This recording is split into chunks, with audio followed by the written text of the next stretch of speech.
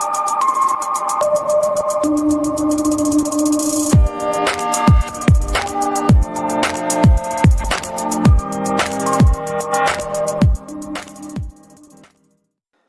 guys, balik lagi di channel Rizka Al-Fajri. Hari ini kita akan membahas soal SKB Guru ST. Soal yang kita bahas hari ini cocok juga untuk SKB Guru Kelas. Sebelumnya, jangan lupa ya, subscribe channel kita ini supaya kami makin bersemangat membuat konten-konten lainnya. Jangan lupa juga like and comment video ini ya, supaya bermanfaat untuk semuanya.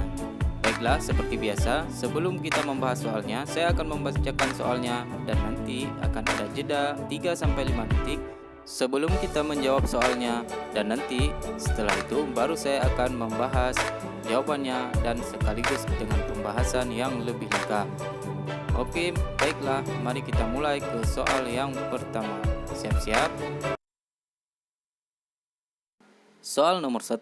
Belajar menurut Belgrander adalah proses manusia untuk memperoleh kemampuan, keterampilan, dan sikap yang dilakukan secara bertahap dan berkelanjutan. Proses belajar ini berlangsung A. Pada saat seseorang sedang bersekolah, B. Dari bayi sampai tua, C. Pada waktu siswa sudah siap, D. Pada waktu seseorang sedang belajar, atau E. Pada waktu kuliah sampai bekerja. Jawabannya adalah A. Dari bayi sampai tua. Menurut Belgrander, proses belajar berlangsung dari bayi sampai tua. Soal nomor 2. Pada mata pelajaran PKN, salah satu minat siswa usia sekolah dasar dapat teridentifikasi dalam proses pembelajaran adalah minat terhadap A. Masalah sosial, B. Bidang olahraga, C. Tubuh manusia, D. Kualitas hidup, atau E. Kesehatan manusia. Jawabannya adalah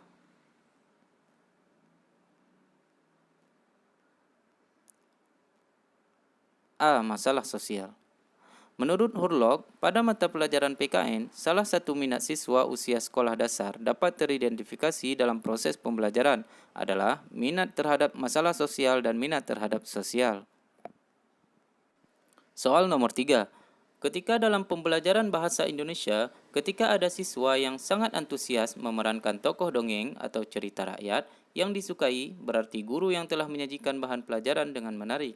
Dengan demikian, guru dapat mengidentifikasikan minat siswa terhadap A. Penampilan, B. Pekerjaan, C. Seni, D. Sekolah, atau E. Status. Jawabannya adalah D. Sekolah. Menurut Hurlok, dari cerita di atas, guru dapat mengidentifikasikan minat siswa terhadap sekolah. Minat anak terhadap sekolah cenderung mempengaruhi sikap anak terhadap apa yang diajarkan oleh seorang guru. Soal nomor 4. Pada dasarnya, teori belajar behavioristik sangat menekankan pada A. Hasil belajar, B. Perkembangan siswa, C. Status sosial, D. Kepandaian siswa, atau E. Tidak ada yang benar. Jawabannya adalah B. Perkembangan siswa. Karena dalam teori belajar behavioristik yang ditekankan adalah perubahan perilaku dan perkembangan siswa. Dalam teori belajar behavioristik yang ditekankan bukan proses belajarnya. Dalam teori belajar behavioristik bukan hasil belajarnya yang ditekankan. Dalam teori belajar behavioristik bukan status sosial yang ditekankan. Dalam teori belajar behavioristik bukan kepandaian siswanya yang ditekankan. Lanjut ke soal selanjutnya. Soal nomor 5. Suatu teori belajar dikembangkan untuk membangun prinsip-prinsip belajar secara ilmiah. Ini merupakan tujuan dari teori belajar. A. Insight, B. Kognitif, C. Conditioning, D. Konsepsionis, atau D. E. Behavioristik. Jawabannya adalah B. Kognitif. Teori belajar kognitif adalah suatu teori belajar dikembangkan untuk membangun prinsip-prinsip belajar secara ilmiah yang akan menghasilkan suatu prosedur yang akan diterapkan dalam kelas untuk mendapatkan hasil yang produktif. Soal nomor 6. Penerapan teori belajar Brunner dalam pembelajaran sebaiknya memperhatikan hal-hal berikut ini, kecuali A. Membantu siswa agar dapat melihat adanya hubungan konsep yang satu dengan yang lain. B. Memberikan pertanyaan yang memungkinkan siswa untuk mencari jawabannya. C. Mendiskusikan suatu masalah dengan siswa. D. Mendorong siswa untuk menyampaikan pendapatnya. Atau E. Membantu siswa bertukar pendapat dengan siswa yang lainnya. Jawabannya adalah hal yang harus diperhatikan dalam teori belajar Brunner antara lain adalah 1. Membantu siswa agar dapat melihat adanya hubungan konsep yang satu dengan yang lain. 2. Memberikan pertanyaan yang memungkinkan siswa untuk mencari jawabannya.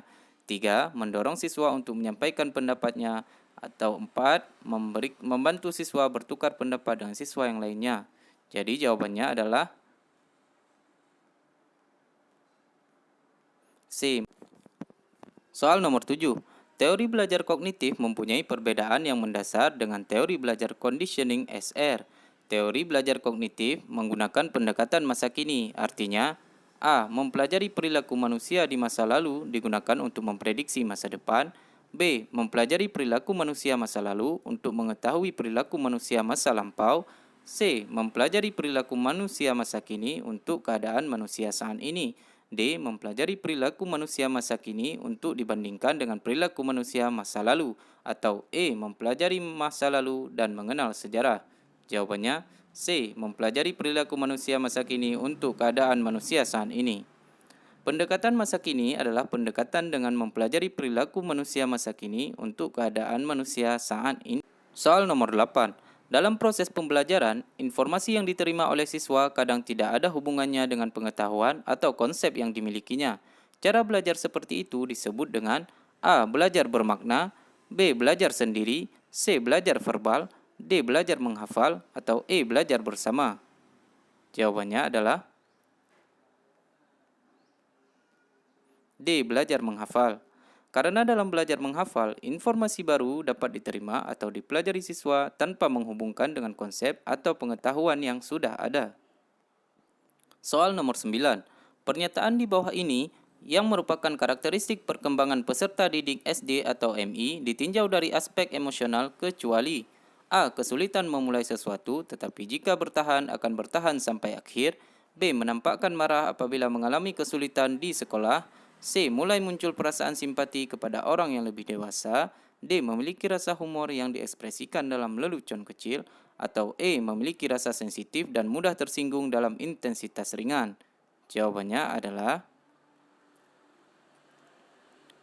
C. Mulai muncul perasaan simpati pada orang yang lebih dewasa.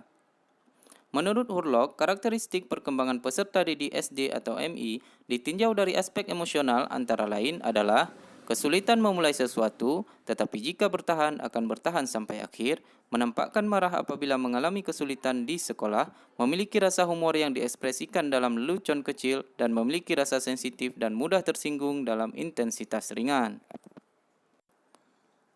Soal nomor 10. Perkembangan perilaku moral dan perkembangan konsep moral merupakan fase-fase perkembangan moral yang harus dicapai seorang anak. Pada fase perkembangan perilaku moral, seorang anak belajar melalui cara berikut, kecuali A. Coba atau trial, B. Coba dan meralat, trial and error, C. Pendidikan langsung, D. Identifikasi, atau E. Observasi. Jawabannya adalah E. Observasi. Menurut Elizabeth B., metode yang digunakan agar anak mengalami fase perkembangan perilaku moral adalah mencoba atau trial, coba dan meralat, trial and error, pendidikan langsung, dan identifikasi. Soal nomor 11. Dalam menerapkan teori belajar sosial, yang dapat dijadikan model untuk ditiru adalah sebagai berikut, kecuali A. Guru pengajar di kelas, B. Teman satu kelas, C. Pahlawan nasional, D. Wali kelas, atau E. Alumni. Jawaban yang benar adalah E. Alumni.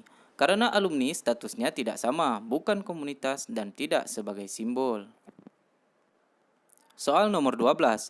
Yang dimaksud dengan multiple intelligency atau kecerdasan majemuk adalah sebagai kemampuan yang dimiliki oleh siswa untuk A. Menjawab pertanyaan, B. Memecahkan masalah, C. Mengembangkan diri, D. Mengerjakan tugas, atau E. Membahas soal ulangan.